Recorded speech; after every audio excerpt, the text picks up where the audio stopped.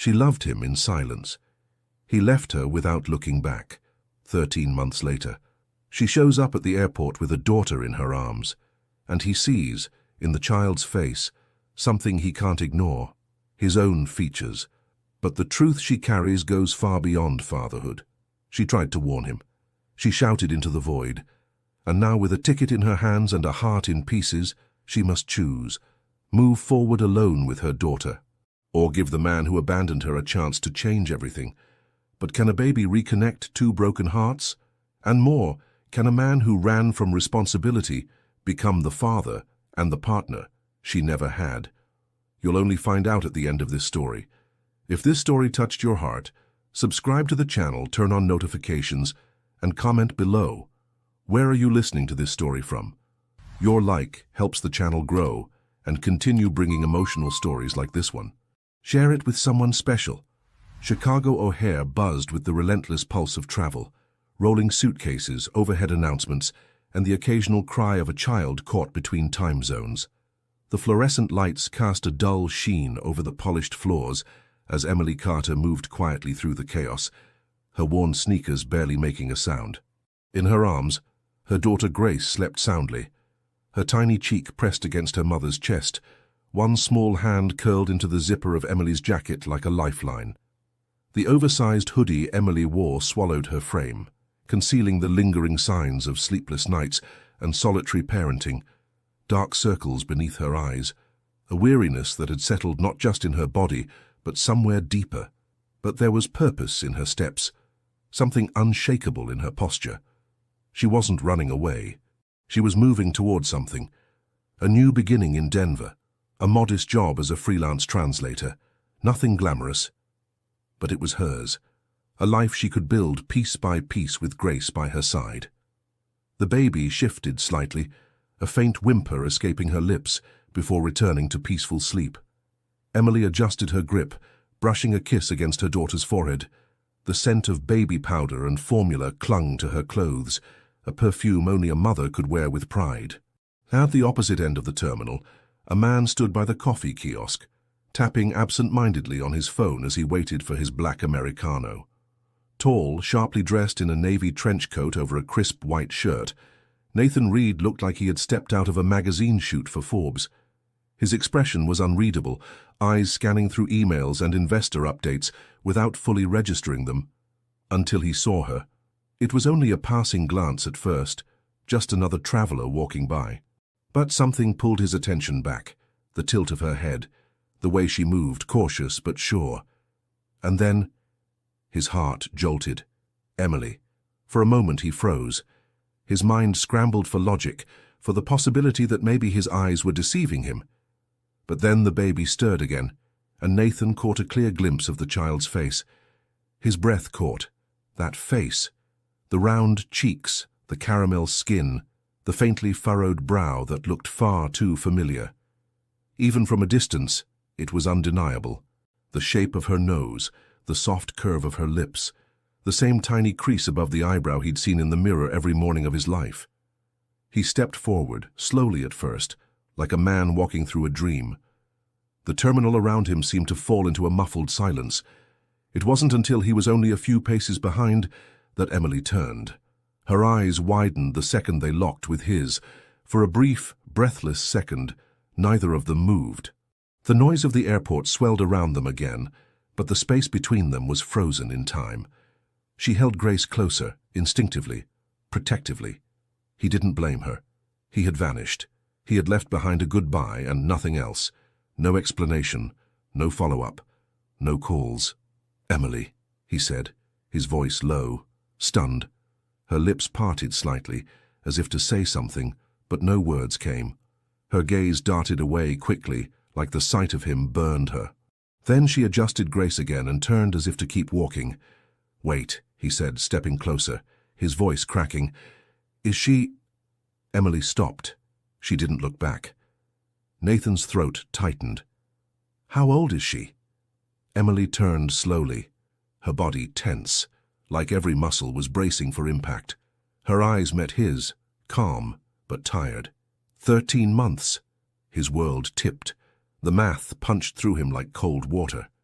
13 months. Their breakup. That night they both pretended hadn't meant anything, but had meant everything. The timing was perfect. Too perfect. Why didn't you tell me? His voice was tight, desperate, already fraying. Emily let out a quiet breath. I tried. He blinked. What? I called. I emailed. I came by your office. 3 times. I even left letters. Her voice was soft but edged with steel. But I never got through. I was blocked, screened, shut out. Nathan shook his head slowly, struggling to comprehend. His assistant, his team, his own damn silence. He had built walls so high around himself after the breakup that not even a scream could have pierced them. I didn't know, he said quietly. She gave a tired smile that didn't reach her eyes. You didn't want to. There it was. The truth, in 7 words. He looked down at the child. His daughter. His. And he hadn't even known her name. Had missed her first laugh, her first tooth, her first word. All of it. Stolen by his own absence. What's her name, Sue? He asked, voice thick. Grace. His chest tightened. Grace, he repeated softly, the word feeling sacred on his tongue. A silence stretched between them, thick and brimming with what was never said. He wanted to ask a million things. What was she like? Did she sleep through the night? What did she like to eat? Was she afraid of thunderstorms? Did she smile often? But Emily's eyes flicked to the gate behind her. Her flight. Denver. A whole new life, just a boarding pass away. You're leaving? He asked. She nodded. A job. A new start. Nathan stepped closer, not caring about the stares of strangers passing by. Emily, please, just talk to me. Don't go. Not yet. I have to, she said, adjusting Grace again. It's all planned, and she needs stability, not more questions. I just need 5 minutes, he said, his voice nearly breaking. Please. For a long moment she didn't move. Then something unexpected happened. Grace stirred again. Slowly her small eyes opened. She blinked, disoriented, then looked up. And when she saw Nathan, she reached out, one tiny hand stretching toward him without hesitation. Emily froze. Nathan's breath stopped. Grace whimpered softly, insistent now, her little arms reaching. I don't understand, Emily whispered. Neither did he. But she handed her over anyway. And when Nathan held Grace for the first time, her warm body fitting into his arms like a missing puzzle piece, his heart cracked open in a way he didn't know was possible. Her fingers brushed against his collar. Her eyes blinked at him, studying him with quiet curiosity. He looked back at Emily. There was nothing businesslike about him now.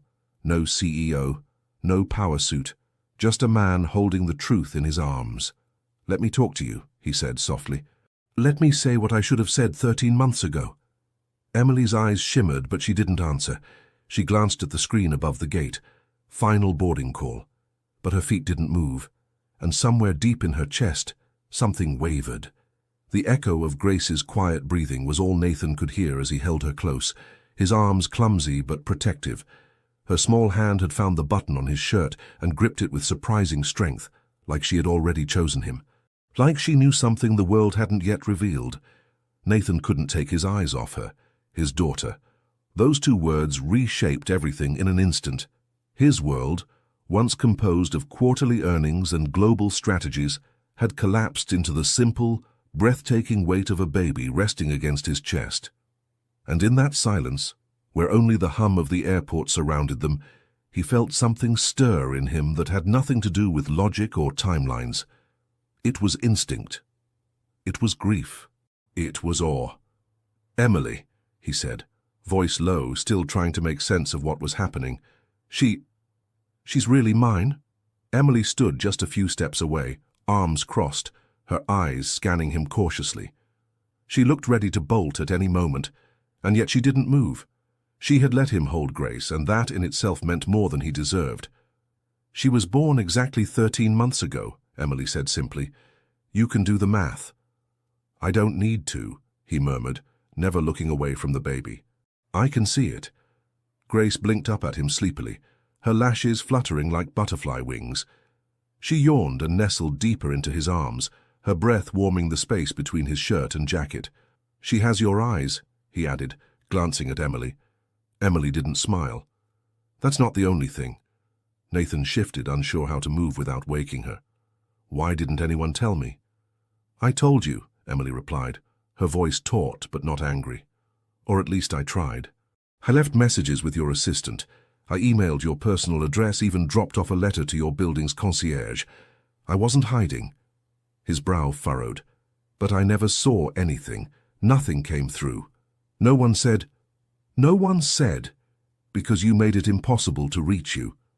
Her voice was steadier now, bitter but restrained. "You blocked my number. You changed offices. You deleted me from every part of your life like I was a mistake." Nathan winced, the words landing like punches to the ribs. "I didn't know you were pregnant." "I figured," Emily said softly. "You were gone before I found out myself." A sharp silence fell between them. Nathan's mind reeled. He had spent those months drowning himself in work, traveling non-stop, avoiding every memory of Emily as if distance could rewrite the pain. He remembered that last night, the arguments, the silence, the desperate way they had clung to each other, both knowing it was the end. He remembered walking away, pretending it was the right thing to do, that they were too different, too damaged. But he had never imagined— "You went through it all alone?" he asked, his voice barely more than a breath. Emily looked down at her feet, then back at him. "Yes." He closed his eyes. "The ultrasounds? The delivery?" "Yes." He pressed his lips together, struggling to breathe.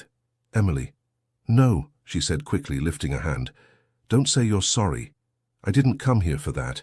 I didn't expect to see you, and I don't want pity." "It's not pity," he whispered, glancing down at Grace again. "It's shame." For a long moment, Emily said nothing. "I thought I was protecting myself when I left," he said, voice tight.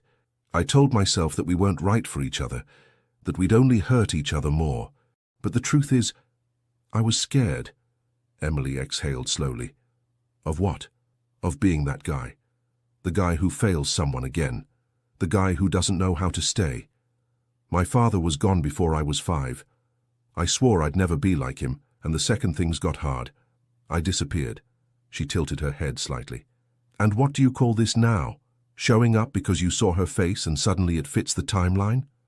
He nodded slowly, absorbing the blow. "You're right. I don't deserve a second chance. But I want one anyway." Her arms tightened around her own waist as if holding herself together. "I memorized her heartbeat alone in a doctor's office," Emily said. "I cried in a hospital bed with no one to hold my hand. I worked double shifts with cracked nipples and fevers just to afford diapers.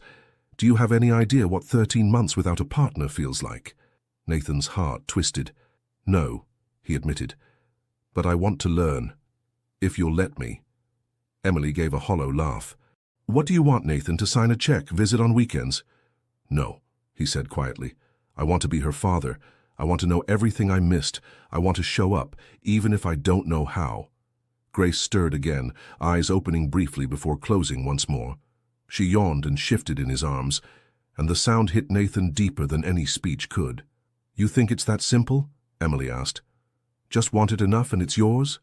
"No," he said. "I think it's hard. And I think I'm already too late. But I'm standing here anyway." For the first time, something in her gaze softened. Nathan stepped closer, cautious not to disturb the baby. "Please, Emily, I know I failed you, but let me try to be something for her, even if you can't forgive me." Emily hesitated. She looked at Grace, then at him. "You have no idea what it means to raise a child," she said. "It's not just lullabies and playgrounds. It's exhaustion and sacrifice. It's not sleeping for days and loving them so hard it physically hurts." "I want that," he said without hesitation. "You say that now, but when your board calls, when a crisis hits, then I'll hold her with one hand and answer the call with the other," he said, voice unwavering. "I can't undo what I missed, but I can show up from now on." A beat of silence. "You really think you can be a father?" Emily asked. "I don't think," he said. "I need to be." And for the first time, Emily looked at him not with anger, but with the faintest flicker of something else. Not hope, not yet, but maybe the beginning of belief. The gate agent's voice called out again. Final boarding. Denver. Emily didn't move. Nathan didn't speak. They stood there, strangers bound by a past that neither of them truly understood yet, with a baby girl asleep between them, silent, innocent, and unknowingly rewriting the course of all their lives. But would one moment of recognition be enough to rewrite the 13 months of absence? Could a broken man rebuild what he never knew he had? And most of all, would she let him try? Emily sat on the edge of the stiff leather airport bench, one hand gently cradling Grace, the other pressed against her forehead. Her flight had departed. The gate was empty now, quiet and still. Somewhere overhead the speaker droned on about another city, another life. But hers had taken a sharp, irreversible turn. Across from her, Nathan paced slowly, his jacket folded over his arm, hair tousled from the tension of everything unsaid. He hadn't spoken since she chose not to board. He hadn't pressed, hadn't begged. He had simply stayed, and somehow that silence said more than all the apologies he might have offered. Emily shifted Grace, who had fallen back into a peaceful sleep. Her tiny fingers twitched slightly, as if reaching for something even in dreams. "I didn't want this," Emily said at last, her voice low and steady. "To raise her without a father, to carry that weight alone, I didn't choose it." Nathan stopped pacing. "I know. No, you don't," she said, sharper this time. "You think you do, but you don't know what it feels like to be invisible when you need someone most. I wasn't just abandoned, Nathan. I was erased." He sat down across from her, elbows on his knees, eyes never leaving hers. "I didn't know how to handle the way we ended. I didn't think you'd want anything to do with me." Emily let out a dry laugh. "So you just vanished? That was your answer? I thought you'd moved on." Her gaze turned cold. "You ended it. You shut every door, blocked every path, and I was left standing in the dark with a baby growing inside me. Do you know what that kind of silence does to a person?" He looked down, ashamed. "I wrote you letters," she continued, her voice tight with emotion. "Not to beg you back, but to tell you, to inform you. You had a right to know. And Grace had a right to be known." Nathan's hands tightened into fists. "They never reached me, because you made sure they wouldn't," she said. "Not with bitterness, but with truth. You disappeared into your world of schedules and success. I wasn't a part of that story anymore. You made that decision. I didn't realize how much damage I was doing," he whispered. "That's the thing about damage," she replied. "It doesn't wait for realization. It just happens." A long silence followed. Neither moved. The air between them was thick with the weight of what had been lost. Not just time, but trust, tenderness, and a future that had once felt so possible. "You said you want a second chance," Emily said finally, eyes fixed on Grace. "But what does that even mean to you?" Nathan looked up. "It means I want to be in her life, to be a father, to show her love, consistency, presence, even if I don't get to be anything to you, Emily." She turned her gaze to him. "And if she grows up loving you, what happens the day you get cold feet again? What happens when she asks why you missed her first steps, her first Christmas, her first word?" "I'll tell her the truth," he said, "that I was afraid, that I ran, and that I was wrong." Emily studied him. There was something in his face now that hadn't been there before. Not just guilt or regret, but a kind of surrender. As if he had finally stopped trying to control the narrative. As if he was finally willing to sit in the discomfort of his own failure. "I cried through most of my pregnancy," she said softly. "Not because I was sad, but because I felt so alone. Every ultrasound, every appointment, I held her hand in my mind, pretending she could feel it. And when she was born, I remember thinking, how do I explain to you why your father isn't here?" Nathan's throat tightened. "You shouldn't have had to do any of that alone." "But I did," she replied. "And I did it well. Not perfectly, but with everything I had. So if you think you can just step in now and be the hero—" "I don't," he interrupted, voice firm. "I don't want to be the hero. I want to be accountable. I want to earn her trust. Yours too, if there's any left to earn." Emily stood, bouncing Grace slightly as she stirred. "You can't fix this overnight," she said. I know. You can't show up for a week and call it fatherhood. I don't plan to. And you can't erase the silence, she added. That silence lived inside me for months. Nathan nodded slowly. I'm not asking you to forget it. I'm asking you to let me build something new on top of it. Emily looked down at her daughter, whose cheek rested peacefully against her chest. Grace knew none of this. Her world was warm arms, soft voices, milk and lullabies. But one day, she would have questions. Questions Emily wouldn't be able to answer without anger, unless something changed now. I'm not doing this for you, she said. I'm doing it for her, because she deserves more than half of her story. I understand. And if you disappear again, her eyes sharpened, you'll break more than just my heart. You'll break hers. I won't, he said, standing slowly. Not this time.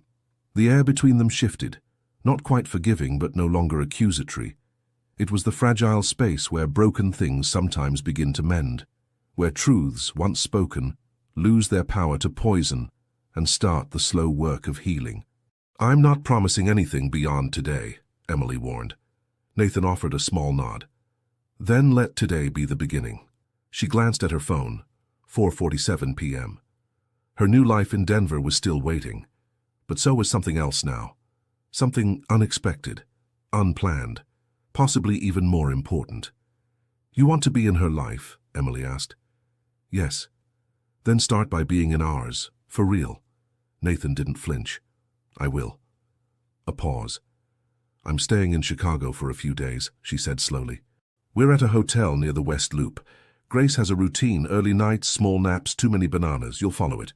He smiled slightly. Got it. No breaking it just to impress her. I won't. Emily took a breath, as if she were about to step off a cliff she hadn't intended to climb. 2 weeks. That's what I can give you. 2 weeks to show me this isn't just guilt talking. Nathan nodded solemnly. 2 weeks. But the moment wasn't warm or sweet. It was raw. And heavy with the question, could 2 weeks rewrite the story of 13 lost months? The room at the West Loop Hotel was quiet, touched by the soft glow of a late Chicago afternoon. The light filtered in through sheer curtains, casting warm lines across the beige carpet and the small portable crib where Grace napped peacefully, her chest rising and falling in rhythmic innocence. The hum of the heating system filled the silence with a steady comfort, but inside Nathan, nothing was still. He stood at the edge of the room, jacket folded over a chair, watching as Emily gently placed a folded onesie into a drawer. Her movements were efficient, familiar. There was something beautiful in the way she moved around her daughter's things. Precise, yet tender, like a woman who had survived many storms and had learned to build a life with whatever pieces were left behind. I can help, Nathan offered, stepping closer, his voice quiet. Emily didn't turn. Do you even know where the diapers go? He hesitated. Top left drawer. She gave a soft exhale, neither a laugh nor a sigh. Middle shelf. They're too bulky for the drawer. Nathan stepped back, silently taking the correction. He didn't argue. He wasn't here to prove something with words. He was here to listen, to see, to begin. She's still in size 4? He asked after a pause. Emily nodded. Barely. I think she's about to move up. Nathan smiled faintly. She's growing fast. Too fast, Emily said, finally glancing at him. You blink and miss a week. His smile faded. He had missed more than a week. He'd missed her first laugh, her first time sitting up on her own, the way she clapped when music played, the way she cried differently for hunger, discomfort, or affection. All of it gone, like pages of a book torn out before he'd ever had the chance to read them. He sat on the edge of the bed, elbows on his knees, fingers interlaced. I keep thinking about what you said, he began, not looking at her directly. About the ultrasounds, the hospital, the nights alone. Emily remained by the drawer, but she paused. I wasn't ready for any of this, Emily, he admitted. And instead of trying, I ran. I didn't even give myself the chance to fail. I just left. She turned to face him now. And do you expect me to feel sorry for you? No, he said quickly. Not at all. I'm telling you because I think I need to finally say it out loud. For me.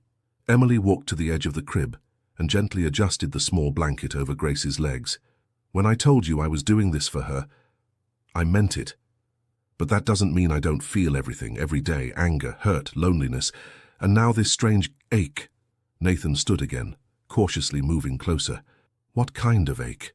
Emily turned, folding her arms. The kind you feel when someone shows up after being gone for so long, and suddenly your daughter looks at him like she's always known him. Nathan swallowed hard. I saw her eyes when you held her, Emily whispered. Like she belonged there, like something in her recognized you. She reached for me, he said, still in awe.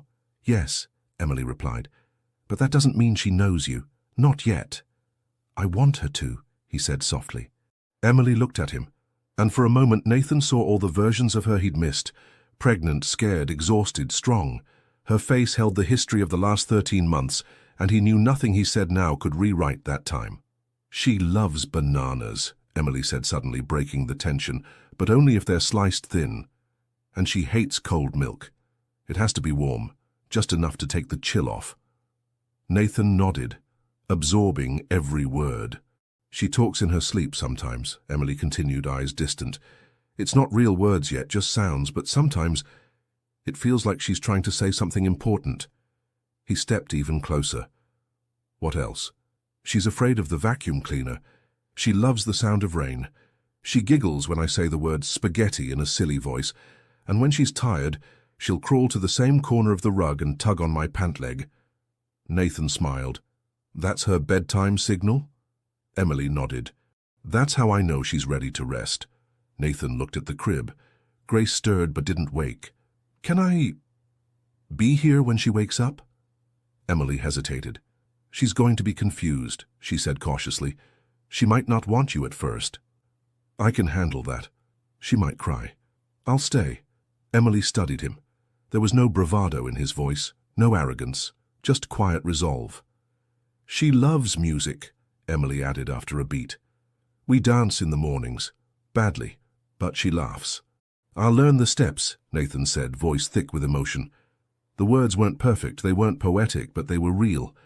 They stood in silence, the quiet stretching between them like a bridge just beginning to form. Nathan took another step, slowly closing the distance.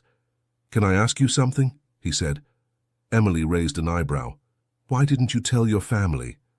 Or a friend? Someone to support you? Her face shifted. I did. At first. But people get tired of hardship that's not theirs. They move on. They offer advice, not presents, and some just judged me. I'm sorry. I stopped waiting for someone to show up, she said, and just became the person she needed. Nathan nodded. You did more than that. You became everything. Her eyes shimmered, but she blinked quickly, refusing to let the tears fall. I still don't trust you, she said. I know, and I'm still angry. I deserve that. But, she paused. I don't hate you. Nathan's breath caught. You were my first love, Nathan, she said softer now. You broke me in ways I didn't understand until I had to rebuild everything without you. I never stopped loving you, he said quietly. Emily didn't respond. Instead, she walked back to the crib and gently touched Grace's hair. A tiny whimper. Then, slowly, Grace opened her eyes. She blinked once, twice, then turned her head and spotted Nathan. Her face lit up, not with recognition, but with that soft, open curiosity babies reserve for things that feel safe. Hi, Nathan whispered, kneeling down so she could see him clearly. Grace blinked at him. Then, slowly, she reached out again, palm wide and wobbly, her fingers curling in the air. Emily watched, breath held. Nathan reached back, letting her tiny hand close around his finger, and in that one simple touch, something sacred passed between them. Not forgiveness, not memory, but connection, a beginning. Still, as Grace babbled softly and gripped Nathan's finger tighter, Emily's heart held a question she couldn't yet voice. Would he stay when the novelty wore off? Would he still reach for her when things got hard again? Could regret truly become redemption? The next morning arrived gently, with pale sunlight filtering through the hotel curtains and painting soft gold over everything it touched. over the scattered baby socks near the crib, the half-finished bottle on the side table, and the quiet. Shadows of two adults learning how to breathe in the same room again. Emily stood by the window, a cup of coffee warming her hands, but not her chest. Her eyes were on the street below, but her mind wasn't there. Behind her, the room was quiet. Grace had just woken, and Nathan, unsure but trying, was kneeling beside her crib, softly humming the tune to a lullaby he remembered hearing in his childhood, though the words were long gone. He didn't expect her to respond. Not yet. Babies, he assumed, needed time to build trust. But then Grace looked at him and smiled. It wasn't the bright, belly laugh kind of smile she gave Emily when they danced or sang together. It was small, tentative, but it was there. And to Nathan, it felt like the ground beneath him shifted. She smiled, he whispered, turning his head slightly. Emily didn't move from the window. She's a good judge of character. When she's unsure, she hides. If she smiled, she sees something. Nathan looked back at the crib, awed. She sees me. Maybe, Emily said quietly, or maybe she just sees someone who stayed. The words hung there, sharp and bare. Grace reached up, hands fluttering. It was her way of asking to be lifted. And before Nathan could even ask, Emily spoke without turning. "You can pick her up, she's asking." He hesitated. Then, gently, carefully, Nathan slipped his hands under Grace's arms, lifting her as if she were made of spun glass. She nestled against his chest immediately, head dropping onto his shoulder, her tiny hands resting on his collar. Her warmth seeped into his skin. He closed his eyes. "Hi," he murmured, pressing his lips gently against her temple. "It's just me again." Grace let out a sound, a soft coo followed by a quiet hiccup that made him chuckle. "She likes to be walked when she wakes up," Emily said, now watching him from the corner of her eye. "It helps her settle." Nathan stood and began pacing slowly through the room, swaying gently from side to side. Grace didn't protest. She melted into him like she belonged there. "She's so light," he said. "I expected her to be heavier." "She's a baby, not a burden," Emily replied. That line sank deep. A baby, not a burden. For so long he had feared exactly that. That parenthood would weigh him down, unravel him. But in this moment, as her breath brushed against his neck and her heartbeat beat against his chest, Nathan felt lighter than he had in years. "I wish I had been there for this sooner," he whispered. "I know. I wish I'd been braver." Emily nodded. "I know that too." Grace stirred again, pulling back just enough to study Nathan's face. Her gaze was curious, her eyes wide and bright, her hands now resting on either side of his jaw, like she was trying to memorize him. And then, with no prompting, she did something that would undo them both. She placed a sloppy, open-mouthed baby kiss on his cheek. Nathan froze. Emily gasped softly behind him. It wasn't just a gesture, it was instinct, pure, uncoached affection, a sign of trust that Nathan knew he hadn't earned but had been gifted. When he turned around to look at Emily, his eyes were glassy. "Did you see that?" Emily nodded, a hand covering her mouth. "She chose me," he whispered, more to himself than to her. "She doesn't even know me, and she chose me." "Babies don't choose with their minds," Emily said, voice trembling. "They choose with their hearts."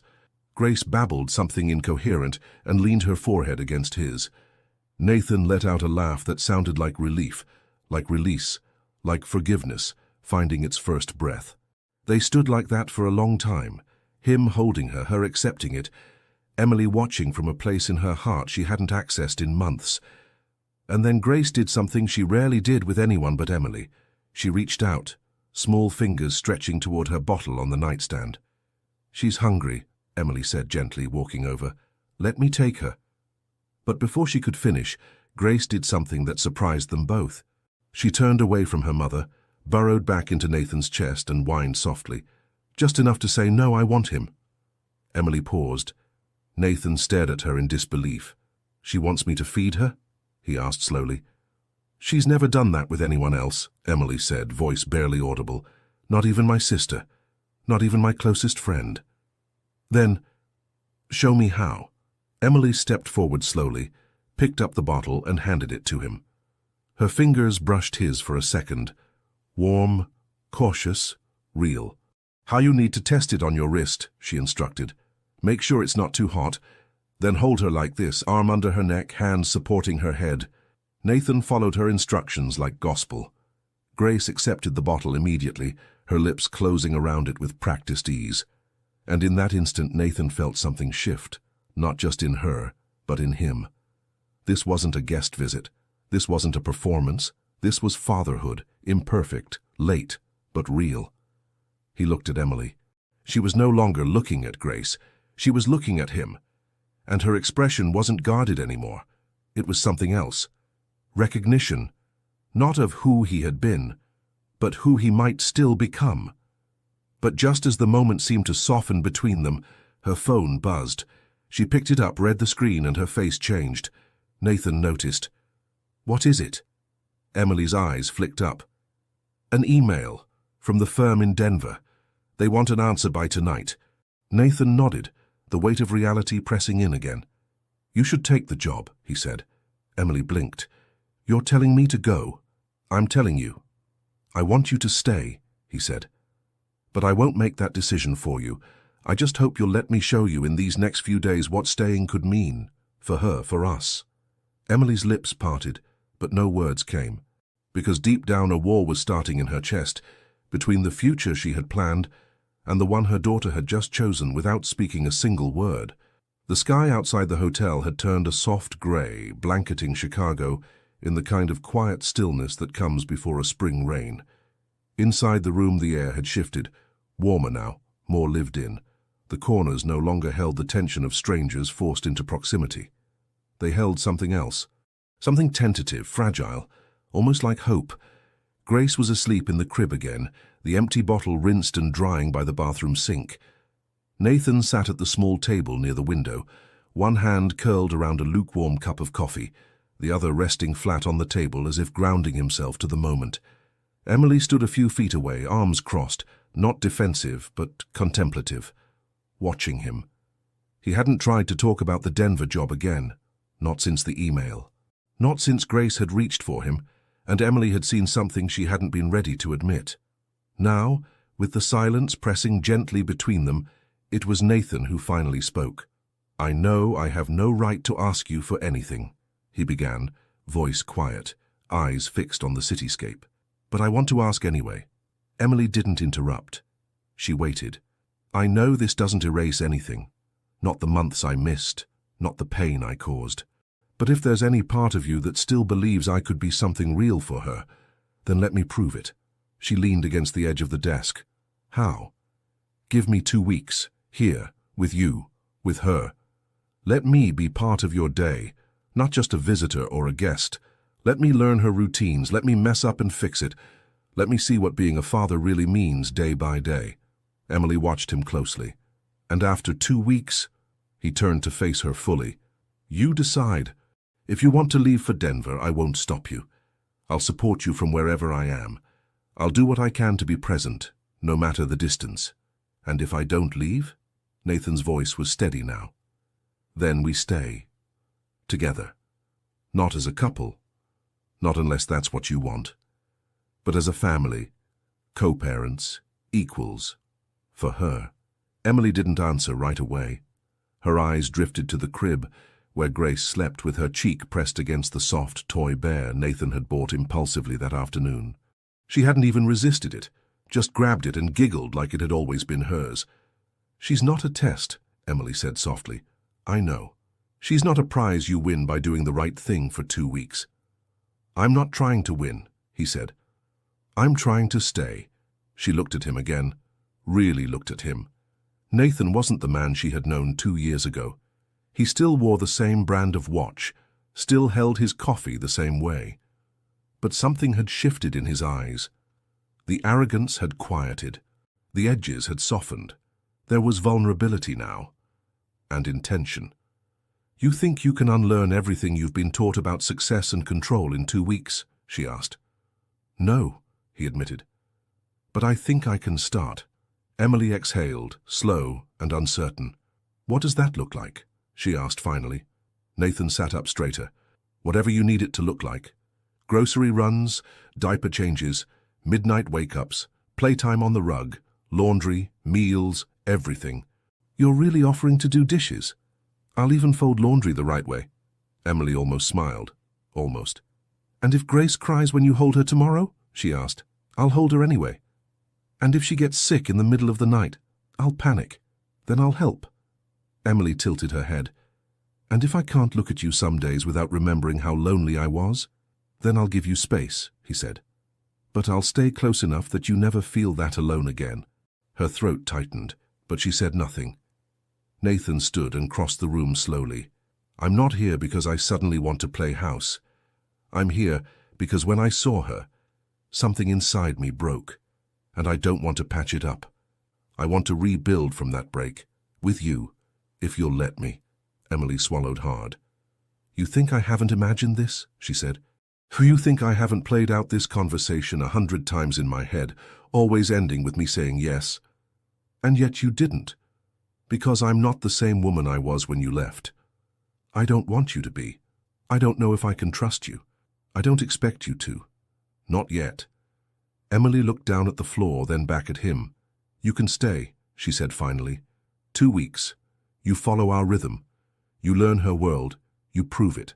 Nathan's chest rose with something that wasn't quite relief, but something close. But one thing, Emily added. Anything. This isn't about getting me back. I know. It's about showing her what presence really means. Nathan nodded. And if I can't do that, I don't deserve either of you. Emily stood for a moment, quiet and steady. Then she moved to the closet, pulled out a folded blanket, and tossed it toward the couch. You're on that, she said. Nathan caught it mid-air, a grin tugging at the corner of his mouth. Understood. No complaints. None? She turned toward the crib, brushing Grace's hair lightly from her forehead. Then, without facing him again, she said, Tomorrow, we take her to the park. It's her favorite thing. I'll be ready, Nathan said.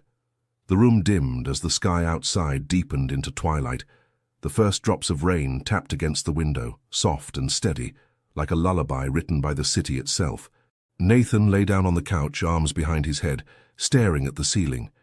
He was exhausted, but not in the way he used to be after 16-hour workdays and investor meetings. This was a different kind of tired, a grounding kind, a human kind. Across the room, Emily dimmed the lights and settled into bed. For a few moments, the only sound was the gentle breathing of Grace in her crib. And then, Nathan.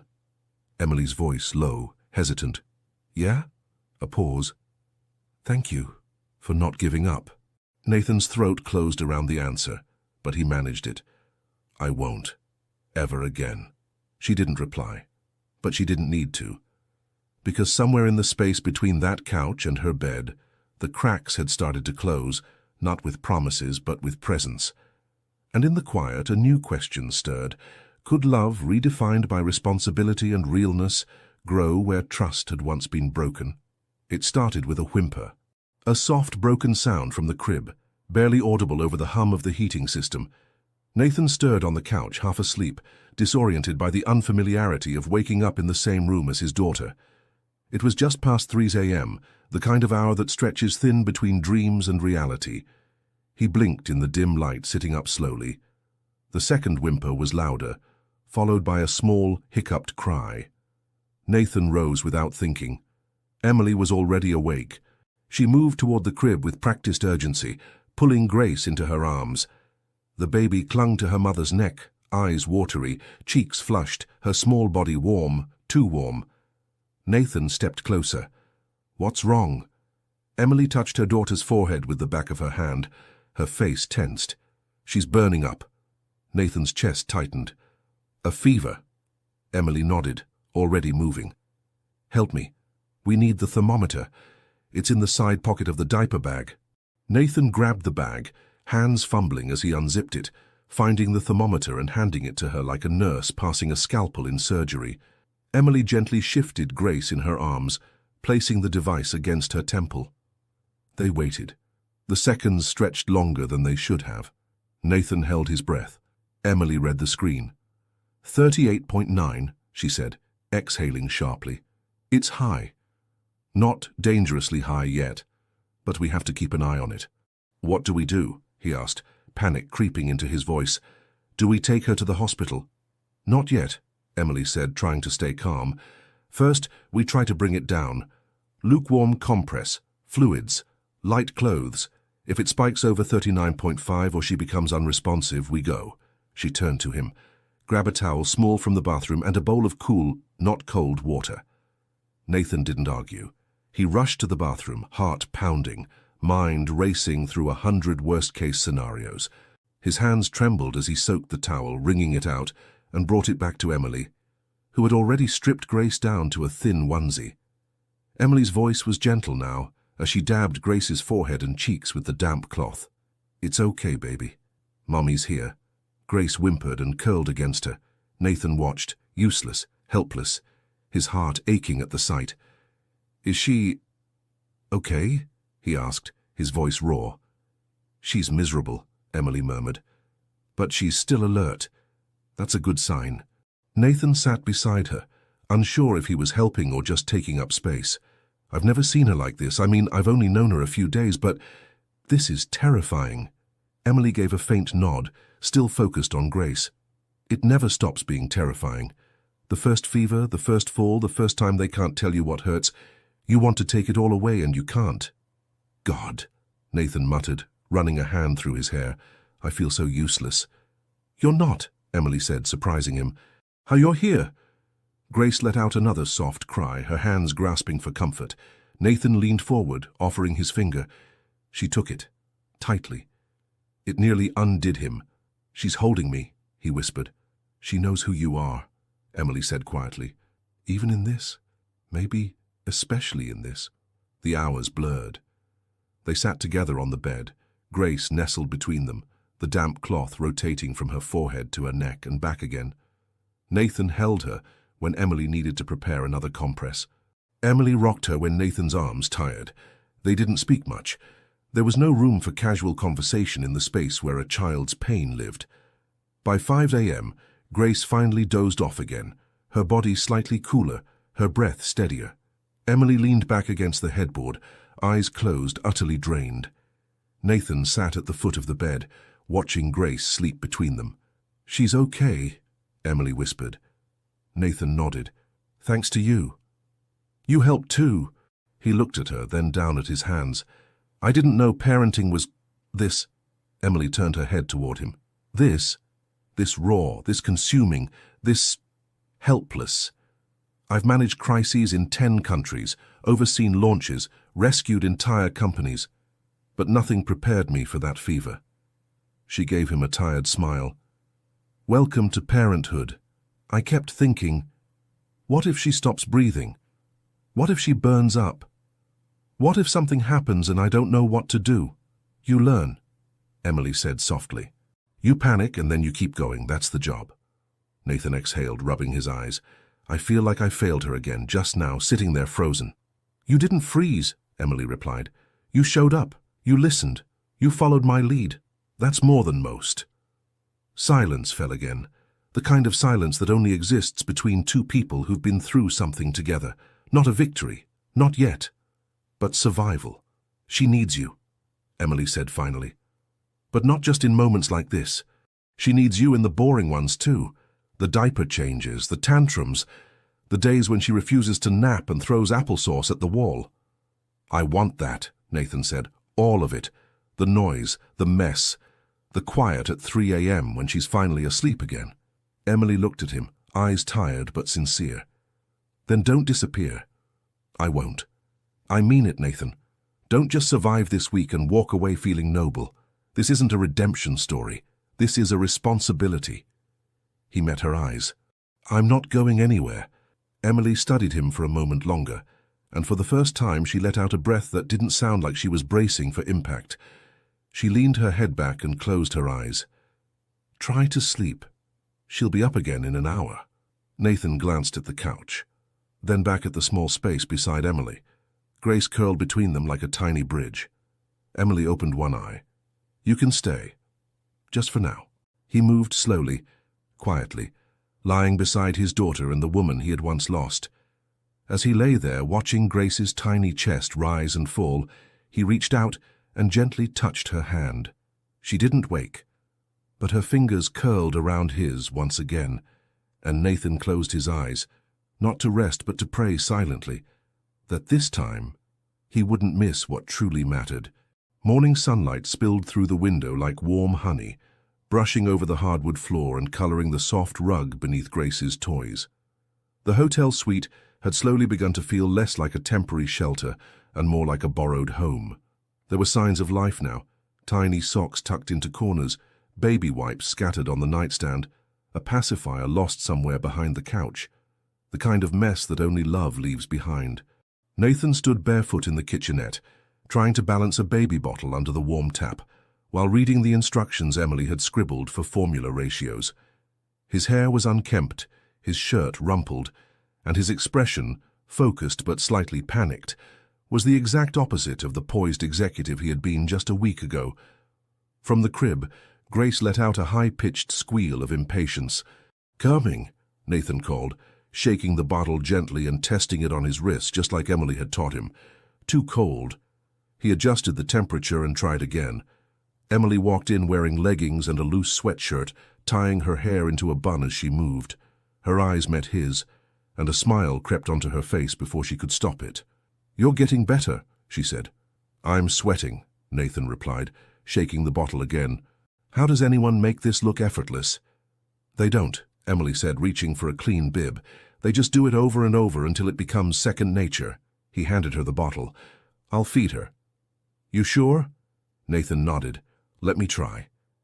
Grace's face lit up when he approached, her legs kicking beneath the blanket. Nathan scooped her up, adjusted her against his chest, and nestled into the armchair near the window. She took the bottle without hesitation, eyes fluttering closed as she drank. Emily watched from a distance, not interfering, not directing, just watching. For the first time, she didn't feel like a single mother with a guest in her daughter's world. She felt like someone rediscovering the idea of partnership. Later that morning, they went for a walk. Grace sat in the stroller, bundled in a soft yellow jacket with her hood slightly askew. Nathan pushed the stroller, proud and nervous, like a first-time pilot learning to fly at low altitude. Emily walked beside him, pointing out which streets were best for smoother rides and where the wind picked up near the lake. The park was quiet. Early spring meant fewer crowds. They found a bench near the playground, and Emily took Grace out of the stroller to stretch her legs on the blanket Nathan had remembered to bring. Grace clapped at the birds and babbled incoherently, chewing on the edge of her plush elephant.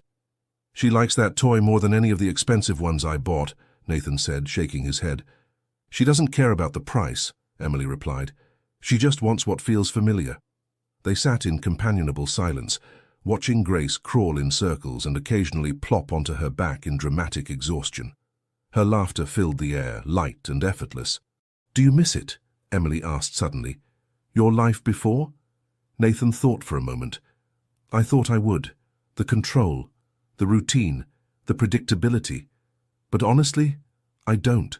This chaos, it's messy and loud and nothing like I imagined. But it's real." She looked at him, studying his expression. "I was afraid you'd treat this like a project," she admitted. "Like something you'd measure in success metrics and deadlines." "I would have before," he said honestly. "But not now." She didn't respond, but she didn't look away either. The rest of the day unfolded in small, imperfect moments.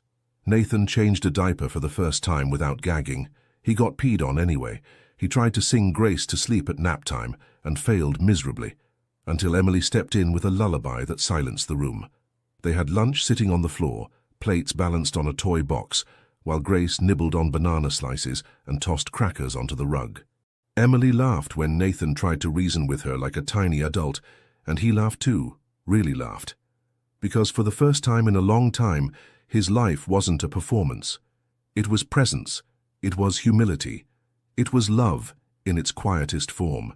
That afternoon, while folding a small pile of baby clothes, Nathan looked up and asked, "When did she first laugh?"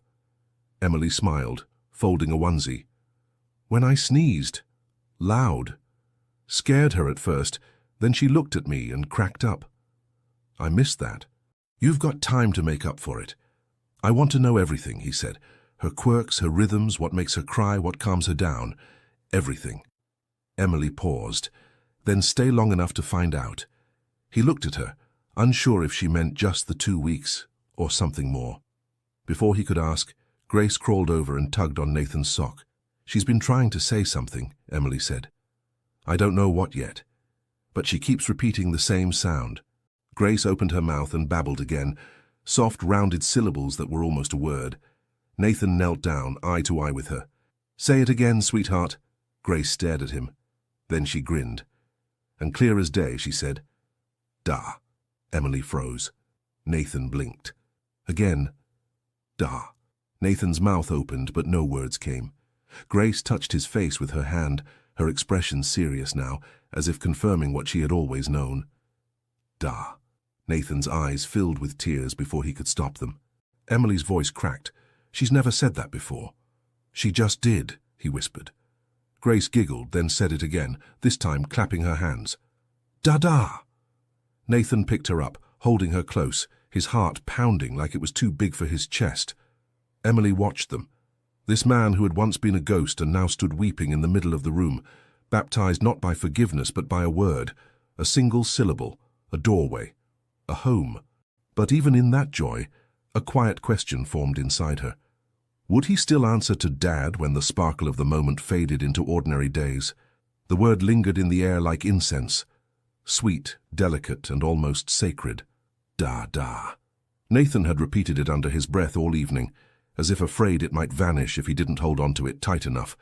Grace had said it again at dinner, then once more before bed, pointing at him with sleepy eyes and a gummy smile.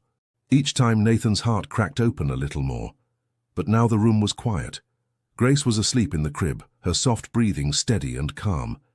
Nathan sat alone at the edge of the bed, arms on his knees, head bowed. His shirt was wrinkled, his eyes red from more than just exhaustion. Emily stood near the window, her reflection barely visible against the dark city beyond. She hadn't spoken much since Grace's bedtime. And Nathan felt the shift, the change in her energy. The silence that had crept back into the room, not the comforting kind, but the kind that built walls instead of bridges. You haven't looked at me since she fell asleep, Nathan said quietly. Emily didn't move. I'm tired. I know. Me too. But that wasn't what this was. Nathan stood slowly, approaching her like one might approach a wounded animal, careful not to spook it, but needing to come closer anyway. Emily, he said, voice low. Talk to me. She finally turned around, arms crossed, jaw tense. I'm trying. Then tell me what you're thinking. She hesitated, then let it spill. I'm scared. He stepped closer. Of what? She swallowed. Of waking up one day and finding you gone. Again, his chest tightened. Of looking into Grace's eyes when she's older and having to explain why the man she called Dad only stayed long enough to teach her that love is temporary. She continued, voice cracking. Emily, I've been here before, Nathan, she said, voice sharper now. Not exactly like this, but close enough. I've watched people promise the world when it was convenient, when it was sweet and new, and then vanish when it got hard. I'm not them, she blinked. You were. The room fell into stillness. Not silence, because silence had weight. This was the absence of breath, the ache between two people who had seen too much of each other's shadows to pretend they didn't exist. Nathan exhaled slowly. I deserve that. I know you've been trying, she added quickly, softer now. And I've seen the way Grace looks at you. I know she feels something real. But I can't unlearn everything I had to survive after you left. I built walls not to punish you, but to protect her. He nodded, eyes glistening. And I don't want to knock them down. I want to stand outside them every day until you decide to open the door. Emily looked at him, and for a moment something fragile passed between them. Recognition of the pain, the fear, the unfinished wounds. Do you ever think, she said, that maybe we're just too different, that our lives were never meant to align? Nathan stepped closer. I used to. And now? Now I think we're different in exactly the ways Grace needs us to be. You ground her. I lift her. You protect. I pursue. You see the danger. I see the dream. Emily looked down. You still speak like a strategist. He laughed once. Maybe, but this time the strategy is simple. I stay. She looked at him then, truly looked, and for the first time in days, the weight behind her eyes didn't seem so heavy. "Sometimes I catch myself imagining it," she admitted almost in a whisper. "A life where this isn't temporary, where where we actually make it work." Nathan's breath caught. "And then," she continued, "I remind myself how easily you shut me out before. How quickly you built a new life without even knowing there was a child growing inside me." "I didn't know," he said, voice tight. "But you didn't want to know," she countered gently. "That's what hurts." He stepped forward until he was inches from her, not touching, not rushing. "I was terrified," he confessed, "of being a man like my father, of failing, of not knowing how to love without breaking the things I touched." Emily didn't respond right away. And so he added, "But then Grace said my name, and I realized I have a chance to change that story, not just for her, for me." Her eyes filled, but she didn't blink them away this time. "I don't need you to be perfect," she whispered, "but I need you to be present, even when it's hard, especially when it's hard. I will be." She nodded slowly. "Then show me." "I am. Keep showing me." Nathan reached out, not to touch her, but simply to place his hand gently over his own heart. "I wake up every day and choose this now," he said, "not because it's easy, but because I finally understand what matters." Emily looked down at the space between them. Then, without a word, she stepped into it. Not into his arms, not into romance, but into proximity, into permission. And they stood there in silence, side by side, two people who had once broken each other, now choosing, day by day, breath by breath, not to break again. But as Emily returned to bed and Nathan to the couch, the same quiet question returned to her heart. What happens when the world he left behind starts calling him back? Will he still choose this life when no one's watching? When love is just work and time, not magic and applause? The soft rhythm of rain returned that afternoon, tapping gently against the window panes like a quiet reminder that time was still moving, even if everything inside the hotel suite felt suspended. Grace was napping on the bed, her favorite plush elephant tucked under one arm. Emily stood in the kitchenette, staring at her phone like it might catch fire in her hand. Nathan stood behind her, drying a dish with more care than necessary. "You've been staring at that screen for 15 minutes, he said gently. She didn't look up. "It's the follow-up from Boston. The firm wants an answer." "Didn't you already tell them you'd be going to Denver?" "I told them it was the plan," she replied, placing the phone down on the counter without unlocking it. "But they're offering more money, remote flexibility, better long-term prospects." He nodded, keeping his voice even. "So what's stopping you?" Emily turned to him, arms crossed loosely. "That's what I've been trying to figure out." Nathan didn't press. Instead, he walked over to the window, watching raindrops snake slowly down the glass. "If I weren't here, would you have said yes already?" She was quiet for a moment too long. "Yes," she said finally. "Probably." The honesty didn't sting. Not the way it might have a week ago. It grounded him, because it meant that this, whatever this was real enough to shift her path. Nathan nodded. "It's a great offer." "It is. But it doesn't have Grace's father in the picture." Emily looked down. "That's not a decision I can make based on sentiment." "It's not sentiment," he said, turning to her. "It's structure. It's presence. It's building a life with both parents choosing to show up every day. And what if one of them stops choosing?" Nathan exhaled. "Then the other one holds the ground until he finds his way back." She searched his face, as if trying to detect even the smallest trace of doubt. But there was none. "Not this time. I haven't told Boston about Grace," she admitted.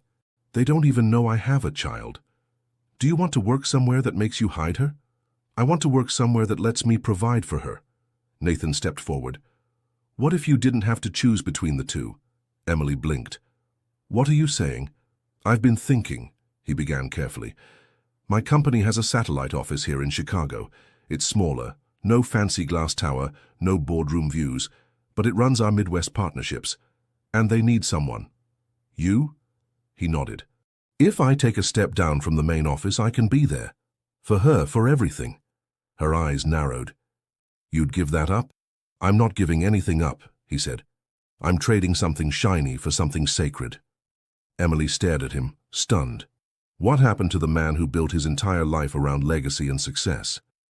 He just realized that legacy means nothing if no one's around to inherit the love behind it. She looked away, swallowing hard.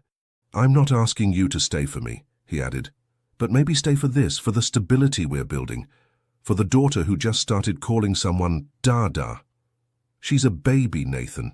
She won't remember this if it falls apart, but we will." Emily walked over to the table and picked up her phone again, staring at the message. "They need a decision by midnight. You have a few hours," he said gently. She nodded, and the rest of the day passed slowly, each moment carrying the weight of a question that couldn't be answered with logic alone. That evening, they took Grace out for dinner. A small, family-friendly cafe down the block, all wooden chairs and the smell of fresh bread. Grace sat in a high chair between them, giggling between bites of mashed potatoes and waving her spoon like a tiny conductor. Emily watched Nathan feed her with gentle patience, laughing when Grace smeared food on his cheek. She had seen so many versions of him in the past, stern, polished, closed off. But this version, the one who let mashed carrots ruin his shirt without blinking, that one was new and dangerously lovable. On the way home, Grace fell asleep in her stroller, her mouth open slightly, her fingers wrapped around the strap like she was still holding something even in sleep. Back at the hotel, Nathan carried her to the crib and tucked her in with a tenderness that made Emily's chest ache. When she turned around, he was watching her. "You don't have to answer now," he said, "I know. But if you decide to go," he added, "I'll help you pack." Emily's throat tightened. Why? Because love doesn't mean trapping someone. It means walking with them long enough that they know they can come back when they're ready. She didn't say anything. He didn't push. They sat on the couch in silence for a while, listening to the distant hum of city traffic. It felt like being in the eye of a storm, calm but with the weight of decision all around. Finally, Emily reached for her phone and opened the email from Boston again. The subject line stared back at her. "Final offer.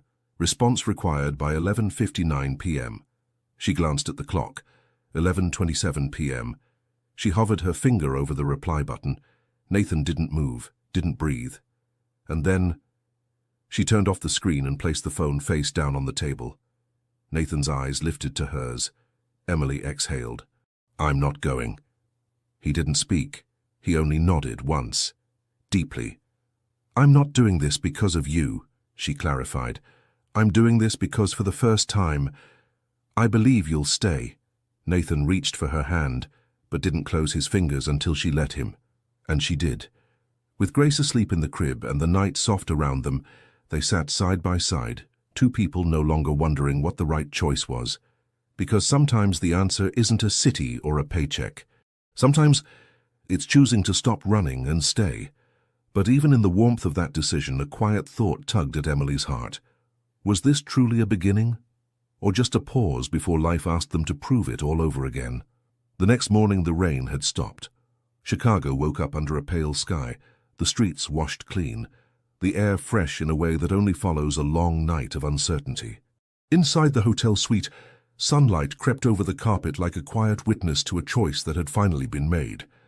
Emily stood barefoot by the crib, watching Grace play with her stuffed elephant, babbling soft nonsense as she tried to chew the plush ear. Her tiny fingers curled around the toy like it was a piece of stability, something she could hold on to, much like her mother was now holding on to something invisible, something that felt a lot like trust, but wasn't quite that yet. Nathan was in the kitchenette preparing breakfast. Scrambled eggs, toast, slices of banana, all things Emily hadn't asked for, but that he had quietly memorized from their shared days. "You didn't have to cook," she said, breaking the silence. He looked up, spatula in hand. "I wanted to. It's a small thing, but small things matter." Emily nodded, then turned back to Grace, who reached for her. She scooped her up, breathing in the familiar scent of milk, sleep, and innocence. "I told Boston I wasn't accepting the offer," she said, her voice calm, certain. Nathan's hands stilled over the stove. "Okay," he replied. "I also told the Denver team I'm not relocating anymore." He turned to face her now. "You're staying." "I'm staying." The words felt like a truth she wasn't just speaking, but finally accepting. Nathan set the spatula down and crossed the room slowly. "Can I ask why?" Emily looked at him, Grace balanced on her hip. "Because it's not about jobs anymore, or geography, or even comfort. It's about choosing something that scared me for a long time." He waited. "I'm not staying for you," she continued. "I'm staying for Grace. And for me. Because I don't want to teach her that love runs when it's afraid. I want her to grow up watching two people learn how to do the hard thing. Not perfectly, but together." Nathan's chest rose with something too complex to name. Gratitude, awe, maybe even a little disbelief. "I know staying doesn't mean forgiveness," he said. Emily nodded. "It doesn't. It doesn't mean you trust me completely. No, it doesn't." He stepped closer. "But it means you're willing to believe again?" Her eyes met his, soft but unwavering. "It means I'm willing to give us a real start, from where we are now, not from where we left off." Nathan smiled, just slightly. "Then I'll meet you here. Exactly where we are." For the first time in over a year, the space between them no longer held ghosts. It held breath, choice, the quiet dignity of two people deciding not to erase the past, but to stop letting it decide the future. The next few days unfolded like new pages in a story neither of them had expected to keep writing. Nathan showed up, not just physically, but emotionally. He learned how to carry Grace on his back while vacuuming. He learned how to read her signs before a meltdown. He stopped checking his email every 10 minutes. He silenced calls during bath time. He even mastered the impossible art of folding baby leggings. Emily didn't say much, but she noticed everything. She noticed how he woke up early without complaint, how he handled diaper blowouts without panic, how he didn't flinch when Grace threw up on his favorite shirt, how he laughed through it and stayed anyway. There was one evening just after sunset when they sat on the floor in silence, surrounded by crayons and half-built block towers. Grace was crawling in circles, babbling nonsense, delighted by her own voice. Nathan watched her like someone watching a miracle. "She's so full of joy," he said. Emily nodded. "She doesn't carry fear yet. Or memories. But we do." "Yes," she agreed. "We do." He turned to her. "Do you think it's possible to build something new without pretending the past didn't happen?" She thought about it for a long time. "I think it's not about forgetting the past," she said. "It's about making peace with the fact that we survived it. Separately. And now we get to decide if we'll heal together." Nathan reached for a green crayon, twirling it between his fingers. "I want that. Not just for Grace. For us." Emily watched him. "Fayu broke something in me," she said, not cruelly, just honestly. "And it took me months to understand that healing didn't mean pretending I wasn't hurt." Nathan set the crayon down. "I don't want to undo your healing. I want to honor it. Then be patient," she said, "because I'm still learning how to let someone hold the parts of me that survived without anyone." He didn't reply. He just nodded and stayed. And that night, while Grace slept and the city lights glimmered outside their window, Nathan made space beside Emily, not in her bed, not in her arms, but in the quiet. In the kind of silence that doesn't push, the kind that simply waits. Later that week, Grace took her first real step, one wobbly motion between her mother and father. It lasted less than 2 seconds before she fell, giggling. But to Emily, it was everything, because that single uncertain step had been taken with both of them waiting to catch her. And maybe that was all love really was in the end. Not perfection, not fairy tales, just presence, just trying, just staying. But even as Emily watched Nathan celebrate with their daughter, a quiet voice inside her asked, could two people really rebuild a life without going back, only forward? And if so, what would it take to trust the ground beneath their feet again? 6 months later, Chicago wore its golden coat of autumn. The leaves had turned into shades of copper and flame, swirling through the air with a kind of quiet poetry. The streets were filled with the sound of change, children laughing in coats too big, coffee cups steaming between gloved hands, the breeze carrying stories no one could see. In a small apartment, tucked between an old bakery and a bookshop, something far less dramatic but infinitely more beautiful was unfolding. Nathan stood barefoot in the kitchen, a toddler on his hip and flour on his cheek. Grace giggled loudly, her tiny hand wrapped tightly around a wooden spoon she refused to let go of. Emily leaned against the counter, her sleeves pushed up as she stirred something in a pot, the scent of cinnamon and apples filling the room. It wasn't glamorous. It wasn't Instagram-worthy, but it was theirs. And it was enough. "Okay, Chef Grace," Nathan said, voice overly serious. "Are we adding the magic ingredient now?" Grace babbled something in reply, then licked the spoon. "Flawless," he said, kissing the top of her head. Emily laughed. "Let me guess, she's your sous chef and your taste tester?" "And quality control," he added proudly. Grace beamed at them both, then sneezed and managed to fling flour across Nathan's shirt. He gasped dramatically. Emily shook her head. "You own 10 white shirts, I warned you." "And yet," he replied, brushing flour off his shoulder, "I never listen." "Except when it matters," she said softly. He looked at her, eyes lingering for a second longer than necessary. Not with desire, but with something quieter, something steadier. Recognition, not of what they used to be, but of what they had become. Their days were still messy. Some mornings, Grace refused to eat anything but grapes. Other nights, she refused to sleep unless both of them were in the room, one humming and the other pretending not to fall asleep sitting on the rug. Nathan had gone back to work, part-time, remote. He took meetings during Grace's naps. His phone rarely rang during dinner, and when it did, he let it. Emily had started translating novels again, slowly, quietly, from the living room. Sometimes Grace crawled into her lap mid-chapter. Sometimes Nathan brought her tea without saying a word. There was no grand romance, no declarations in the rain, only small things: folded laundry, warm bottles, shared silence on tired nights. And love. Real love. The kind that didn't need to be spoken to be known.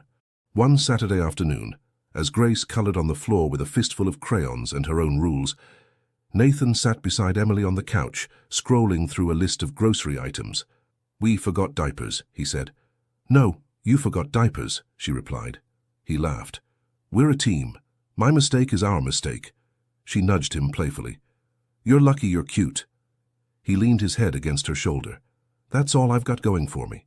She glanced at him, amused. "And your pancakes." "Exactly."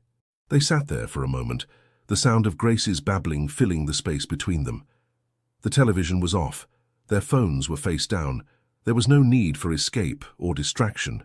"This is what I didn't know I was missing," Nathan said suddenly. Emily turned slightly. "What?" "Life," he replied.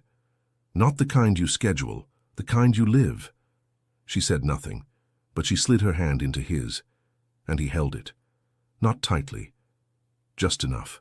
That evening, Grace took 2 more steps across the living room, this time from Nathan to Emily. She fell again, but she laughed so hard they both laughed with her. Emily picked her up, kissed her forehead, and held her as if the world had narrowed to a single moment. Later, while Emily gave Grace her bath, Nathan cleaned up the living room. He folded a blanket, picked up crayons, turned off the lights one by one until only the small lamp near the window remained. When Emily came out of the bathroom, hair damp and barefoot, he looked at her as if seeing her for the first time all over again. "Do you regret staying?" he asked. She tilted her head. "Not even a little." He crossed the room slowly. "And us?" She met him halfway. "We didn't restart something, Nathan. We built something new." He nodded. "That's what I hoped for." "Love," she said quietly, "doesn't always come the way we expect. Sometimes it arrives late. Sometimes it's broken before it begins. But when it's real, it stays." Grace let out a little cry from the bedroom, a half-protest, half-dream sound. They both turned. "I've got her," Nathan said. "I'll come too." They walked into the room side by side. Grace stirred as they approached. Nathan gently laid a hand on her back. Emily tucked the blanket over her. She settled again. And in that silence, with only the soft breath of their daughter between them, they both realized something.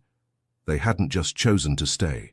They had learned how to begin, not from perfection, but from presence, And that, in the end, was more powerful than any love story they thought they were supposed to have. Still, in the quiet hum of the night, a thought passed softly through Emily's mind. Would the world ever understand that the truest kind of love isn't loud? It's folding laundry, sharing silence, holding hands in the kitchen, and showing up, again and again. In the end, it wasn't the reunion that changed everything. Not the regret, not even the apology. What transformed this story was something silent, the daily decision to stay, to care, to try, to love without promising a perfect ending. Because true love, the one that heals what silence broke, doesn't live on sweet word, but on presence. And maybe this is the question that remains for you now. Do you believe that someone who has hurt you can one day become the home you've always sought? If this story touched your heart, subscribe to the channel, turn on notifications, and comment below. Where are you listening to this story from? Your like helps the channel grow and continue bringing emotional stories like this one. Share it with someone special.